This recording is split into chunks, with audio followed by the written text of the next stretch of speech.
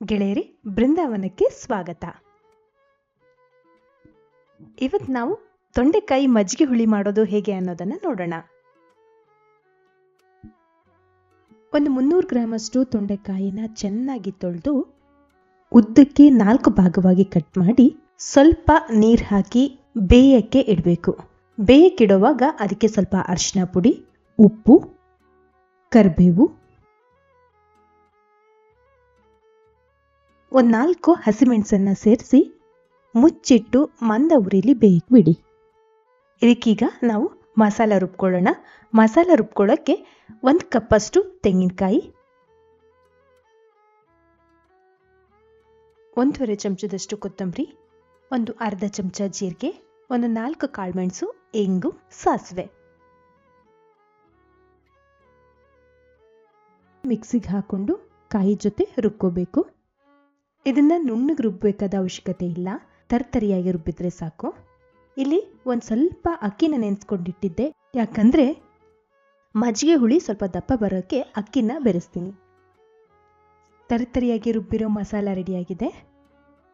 ಇದನ್ನ ಬೆಂದಿರೋ ತೊಂಡೆಕಾಯಿಗೆ ಮಿಕ್ಸ್ ಮಾಡ್ಕೋಬೇಕು. ತೊಂಡೆಕಾಯಿನ ತುಂಬ ಬೇಯಿಸ್ಕೋಬೇಡಿ, ಸ್ವಲ್ಪ ಹದವಾಗಿ ಬೇಯಿಸ್ಕೊಳ್ಳಿ, ತುಂಬ ಬೆಂದರೆ ಚೆನ್ನಾಗಿರಲ್ಲ. ಅದೇ ಮಿಕ್ಸಿ ಜಾರ್ಗೆ ಸ್ವಲ್ಪ ನೀರು ಹಾಕಿ ಮತ್ತೆ ಹಾಕ್ಕೊಳ್ತಿದ್ದೀನಿ. ತುಂಬ ನೀರು ಮಾಡಲ್ಲ, ಯಾಕಂದರೆ ಇದಕ್ಕೆ ನಾವು ಮಜ್ಜಿಗೆ ಸೇರಿಸ್ತೀವಿ ಆಮೇಲೆ, ಹಾಗಾಗಿ ಸ್ವಲ್ಪ ನೀರು ಹಾಕಿದ್ರೆ ಸಾಕು. ತೊಂಡೆಕಾಯಿ ಬೇಯುವಾಗ ಸ್ವಲ್ಪ ಉಪ್ಪು ಹಾಕ್ಕೊಂಡಿದ್ವಿ, ಈಗ ಇನ್ನೊಂದು ಸ್ವಲ್ಪ ಉಪ್ಪು ಹಾಕ್ಕೋಬೇಕು. ಎಷ್ಟು ಬೇಕೋ ಅಷ್ಟು ನೋಡ್ಕೊಂಡು ಹಾಕೊಳ್ಳಿ. ರುಬ್ಬಿರೋ ಮಸಾಲ ಹಾಕಿದ್ಮೇಲೆ ಒಂದು 10 ನಿಮಿಷ ಹಾಗೆ ಕುದಿಯೋಕ್ಕೆ ಬಿಟ್ಬಿಡಿ, ಹಸಿ ಮಸಾಲದ ವಾಸನೆ ಹೋಗಲಿ. ಈಗ ಇಲ್ಲಿ ನಾನು ಮಜ್ಜಿಗೆ ಮಾಡ್ಕೊಂಡಿದ್ದೀನಿ. ತುಂಬ ತೆಳು ಮಜ್ಜಿಗೆ ಮಾಡಿಲ್ಲ, ಸ್ವಲ್ಪ ದಪ್ಪ ದಪ್ಪವಾಗಿ ಮಜ್ಜಿಗೆ ಮಾಡಿದ್ದೀನಿ. ಈಗ ಇಲ್ಲಿ ಸ್ಟವ್ನ ಆಫ್ ಮಾಡಿಕೊಂಡು ಮಜ್ಜಿಗೆನ ಈ ಸಾಂಬಾರೊಳಗಡೆ ಮಿಕ್ಸ್ ಮಾಡ್ಕೋಬೇಕು. ಸ್ನೇಹಿತರೆ, ಈ ತೊಂಡೆಕಾಯಿಂದ ಬಹಳಷ್ಟು ಬೆನಿಫಿಟ್ಸ್ ಇದೆ. ಬೆನಿಫಿಟ್ಸ್ನ ಹೇಳಿರೋ ವಿಡಿಯೋನ ಮೇಲ್ಗಡೆ ಐ ಬಟನ್ನ ಪ್ರೆಸ್ ಮಾಡಿದ್ರೆ ನಿಮಗೆ ನೋಡೋಕ್ಕೆ ಸಿಗುತ್ತೆ. ಅದಲ್ಲದೆ ಡಿಸ್ಕ್ರಿಪ್ಷನ್ ಬಾಕ್ಸಲ್ಲೂ ನಾನು ಅದರ ಲಿಂಕನ್ನು ಹಾಕ್ತೀನಿ, ಹಾಗೆ ಕಮೆಂಟ್ ಬಾಕ್ಸಲ್ಲೂ ಈ ಲಿಂಕ್ ಇರುತ್ತೆ, ಅದನ್ನು ಕೂಡ ನೀವು ನೋಡಬಹುದು. ಈಗ ಈ ಮಜ್ಜಿಗೆ ಹುಳಿಗೆ ಒಗ್ಗರಣೆ ಮಾಡ್ಕೊಳ್ಳೋಣ. ಒಗ್ಗರಣೆಗೆ ನಾನಿಲ್ಲಿ 2 ಚಮಚ ತೆಂಗಿನ ಎಣ್ಣೆಯನ್ನು ಉಪಯೋಗಿಸ್ತಾ ಇದ್ದೀನಿ. ಸ್ವಲ್ಪ ಸಾಸಿವೆ, ಕರಿಬೇವು, 2 ಒಣಮೆಣಸು, ಸ್ವಲ್ಪ ಜೀರಿಗೆ, ಇಂಗು ಬೇಕಿದ್ರೆ ಹಾಕೋಬಹುದು.